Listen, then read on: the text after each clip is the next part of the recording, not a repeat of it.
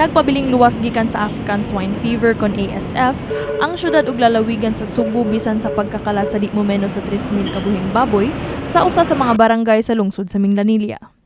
Kini human giklaro sa pangu sa Department of Veterinary Medicine and Fisheries sa Cebu City nga si Dr. Jessica Maribuhok nga dili ASF kundi hag cholera ang miigo sa mga baboy sa maong dapit. Ang African Swine Fever jud sa Cebu City, gi-confirm jud sa Bureau of Animal Industry, maski ganing sa Department of Agriculture sa Regional Field Office, na ang ato ang ASF case dinhi sa Cebu City is negative jud based sa ato ang surveillance. Gibutyag ni Maribuhok nga sa habig sa Cebu City, padayong ipaligon ang ilang mga monitoring sa mga musuway ug pasulod ug mga binuhing baboy ug pork products sa dakbayan.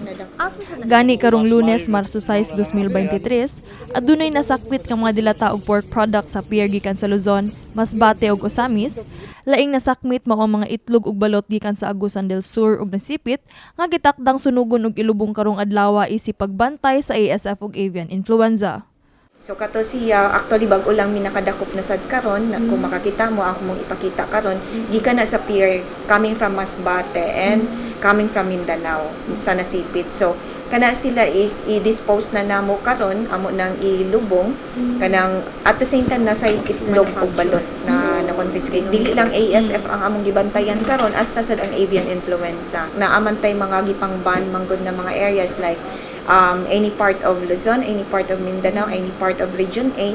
At the same time, katong positive na automatic na gi-declare like sa Iloilo, which is part siya sa Region 6. So katong Panay Island o Guimaras Island, dili siya pwede na makasulod din.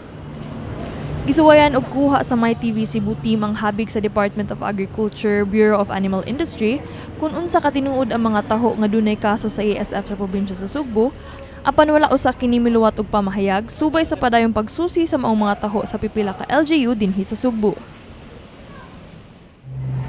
Moy balita pero wa mi ka kuan kung unsa jud ang kuan ba. Okay. Oh. Mas maayo gid nang sila mismo ang makuan ninyo. Kay kami diri wala pa sad mi kuan pa ba kanang nay ka nang hugong-hugong ra to istorya pero wa mi ka kuan kung how true. Basta gani sa lapu-lapu mo to ingon nila wala gid mi kakuan kanang wala mi balita ba. Aron pagsiguro sa kaandam sa syudad sa Sugbo, nagkanayon si Maribuhok nga balikon nila ang intensive border control sa mga pantalan ug border sa Tri-City, Mandaue City, Lapu-Lapu City ug Cebu City nga nahunong sa miaging buwan. Padayon sab ang surveillance ug monitoring sa DVMF, lakip na ang pagsakmit sa mga pork products dili lang sa mga pier dinhi sa Sugbo, apil na pud sa mga supermarkets ug merkado. Nagpadayon sab ang information campaign alang sa mga barangay sa syudad sa Sugbo, ilabi na sa mga hog raisers mahitungod sa ASF awareness ug biosecurity. Actually, nag-random checkpoints na ta karon, but possible na ibalik na mo. Mag-meeting pa mi this afternoon together with the disaster head, si Sir Harold, o sa police office na under sa operation kang Ma'am Janet Rafter sa CCPO. Kay mao man na sila jud mga partners nato sa ato ang border controls.